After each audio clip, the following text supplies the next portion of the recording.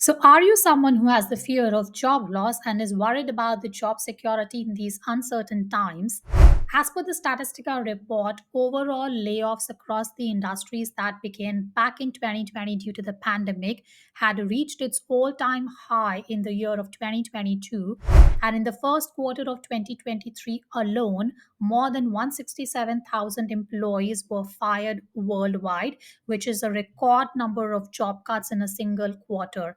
And 2023, as we all know, has been the year of recession worldwide. I have made a previous video talking about the countrywide statistics. The link is in my description link below. Now, layoffs can have a significant and often challenging and stressful impact on a person's financial life, but also on the emotional and mental well being. So, in today's video, I will reveal the top strategies that you can deploy to avoid that fear of getting laid off and to create a successful financial future for yourself.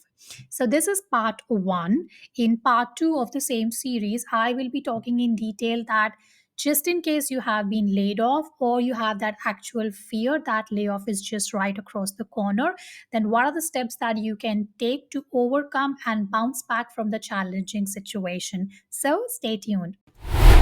Hi everyone, my name is Parul and welcome back to my channel Ask Parul. Ask stands for Always Seek Knowledge, and in this channel I focus on sharing my knowledge on getting professional growth, helping people gain financial security and personal development to help and inspire people to live a well-rounded, balanced and successful life. So if any of these three topics resonate with you, then do subscribe to my channel. Look into the free playlist of my channel for other useful videos. You can also support by buying the thanks button which is right across this video, and also you can connect with me. The details are given in my description link, and you can also join my channel by becoming a member so that you can have a one-on-one chat with me, and of course I can help you with a much more targeted advice. So let's dive into the top strategies to avoid getting laid off. So, step number one is to actually develop in demand skills. Now, first and foremost, step that you need to take is that it's very, very essential to develop in demand skills that employers in your industry value the most. By staying up to date with industry trends and continuously learning new skills, you will become an indispensable asset to both your company, which is your current company, and also across the industry. So, consider taking some online courses, attend different workshops, pursue certifications to enhance your skill set. In particular, something that I have witnessed in the past is the courses from Coursera or Udemy are something that I have found very useful. I'm going to be giving the link in my description link so that you can go and check that out. But it's very important to stay up to date and be a lifelong student is so important that I've spoken in some of my past videos as well. So do develop that in demand skills which will make you indispensable.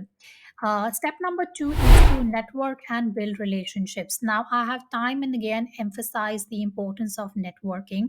It is so important that you build strong relationships both within your company and also in the industry that can help you to stay informed about potential opportunities, if there are some challenges or threats which are coming up.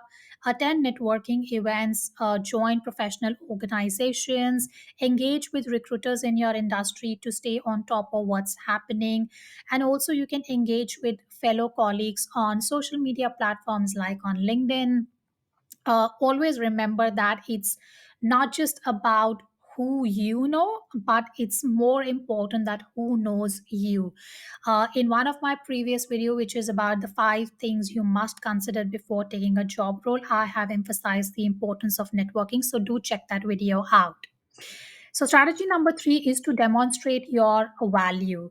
Now, make sure that your contributions, your accomplishments, the projects that you have successfully completed within the organization are visible and well documented. Regularly update your manager in a one on one setting about your accomplishments. Even if you're facing any challenges, ensure that he or she is well across those things and take on additional responsibilities whenever it's possible. Be consistent and be a good team player. By showcasing your value, you will be less likely to be considered for a layoff. And always remember that the first 6 months in any organization is the time when you are the most vulnerable. So, do check my previous video where I've spoken that what are the things or the checklist that you should be looking in the first 6 months in your job role, because Data shows that the first 3 to 6 months are the time where 1 in 5 joinee do fail in their new role. So do ensure that you demonstrate your value and you document it well. So, strategy number 4 is to be adaptable and be flexible. Now, in today's fast paced world, adaptability and flexibility is very crucial. So, be open to change and be willing to take on new challenges. This could involve learning new software, adjusting to new processes, or even relocating for a good job opportunity.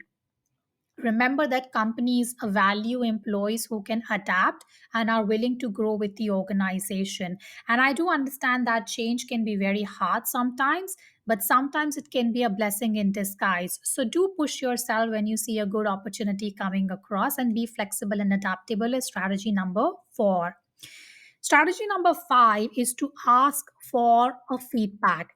Now, this is a very important step in terms of seeking regular feedback, be it from your supervisor or your colleagues. This can help you to identify your areas of improvement and to also ensure that your performance aligns with the company or your manager's expectations.